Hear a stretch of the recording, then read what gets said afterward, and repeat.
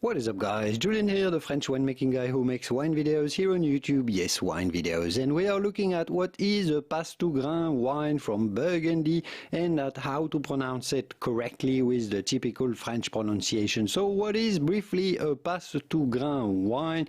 Well, the name literally means pass all grapes, because it's one of the rare wines in Burgundy where you are allowed to blend different grape varieties, different types of grapes.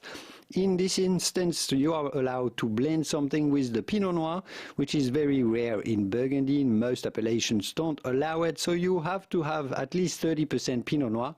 But you can blend it with Gamay, which generally is the main component of Passetoutgrains wines. You are even allowed to put a little bit of Chardonnay, Pinot Blanc and Pinot Gris in your Passetoutgrains. So pass all grapes, you know, the vignerons, the wine growers used to kind of throw all types of grapes in their Passetoutgrains. So they're not the best grapes, the best wines in Burgundy, but they can be quite pleasant and fruity. So how do you go about pronouncing Bourgogne? Well, you already know how to pronounce Bourgogne, and then Passe-tout-grains. So the T at the end of tout is silent. O and U in French form the sound OU, so tout, and then grain. It's a little bit like grains, but it's just grain. Grain or grain. The S is silent, so Bourgogne Passe-tout-grains.